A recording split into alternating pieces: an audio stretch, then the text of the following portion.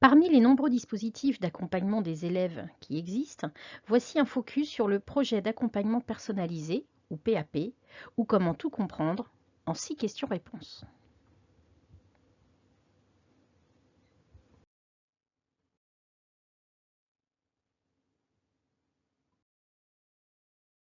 Et à quoi ça sert? Ça sert à officialiser la préconisation d'aide pédagogique dans le cadre scolaire pour un élève en difficulté durable d'apprentissage. Ça sert également de base au rectorat pour accorder les aménagements aux examens. Mais alors, à quoi ça ressemble? C'est un document sur lequel figure le type d'aide proposée à l'élève dans les différentes matières d'enseignement tout au long de sa scolarité.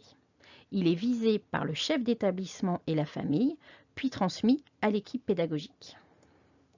Voici un extrait du PAP Collège qui se présente avec différents items représentant des propositions d'aide et les différentes années scolaires. Mettre une croix ici signifie donc que proposer des supports écrits, aérés et agrandis à l'élève va l'aider à surmonter ses difficultés. Dans la mesure du possible, l'équipe pédagogique proposera donc des supports aérés et agrandis. Attention, la Caisse nationale de solidarité pour l'autonomie indique qu'à la rentrée 2021, le PAP devient numérique sous la forme d'un livret parcours inclusif. Affaire à suivre.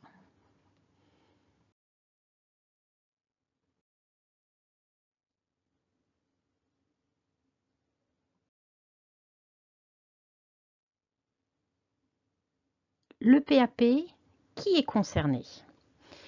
Tout élève en difficulté durable dans ses apprentissages, de la maternelle au lycée, qui généralement présente des troubles des apprentissages, peut bénéficier d'un PAP. Qui en fait la demande? Généralement, c'est la famille, mais également l'équipe pédagogique peut être à l'initiative de la demande d'un PAP. La première demande passe par le service médico-social de l'établissement fréquenté. Après accord du médecin scolaire, il est transmis à l'équipe pédagogique pour être renseigné. Qui le rédige? C'est l'équipe pédagogique et idéalement avec l'élève pour proposer des aides, des soutiens, des aménagements pour lui faciliter l'entrée dans ses apprentissages. Il est validé ensuite par la famille.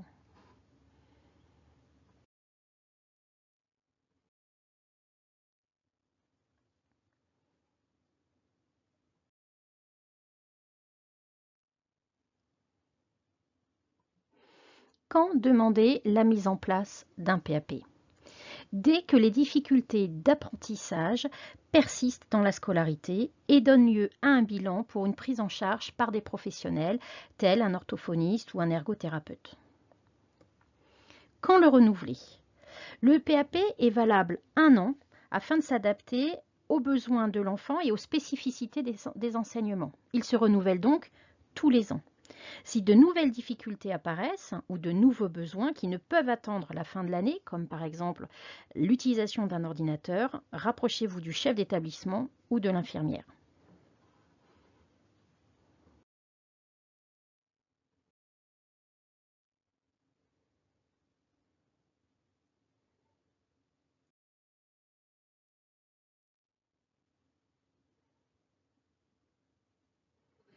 Où trouver le dossier PAP? Adressez-vous au service médical de l'établissement ou alors auprès du chef d'établissement, mais vous pourrez aussi le trouver sur le site internet du rectorat de votre académie. Où déposer sa demande? Dans le cadre d'une première demande, généralement, c'est auprès de l'infirmière ou du professeur principal ou du chef d'établissement que vous déposerez votre PAP. Suivez les consignes qui vous sont données. Pour le renouvellement, généralement, c'est le chef d'établissement qui vous invite à venir valider sur place le PAP.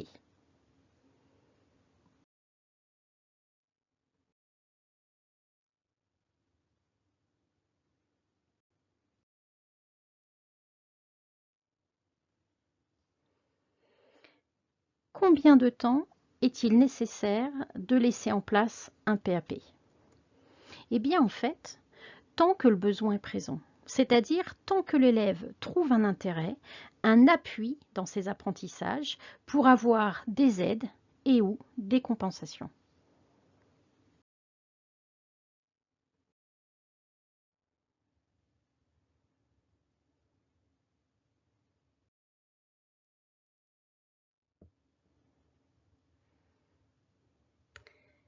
Parmi les dispositifs d'accompagnement, on trouve le PAP, le PPRE, le PAI et le PPS. Alors, pourquoi choisir le PAP?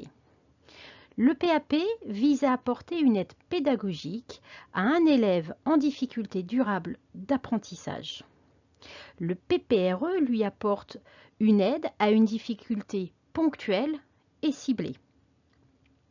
Le PAI apporte une aide médicale et ou pédagogique à un élève en difficulté médicale. Enfin, le PPS apporte une réponse plutôt globale en termes financiers, humains, pédagogiques, médicales, à l'élève reconnu handicapé par la MDPH.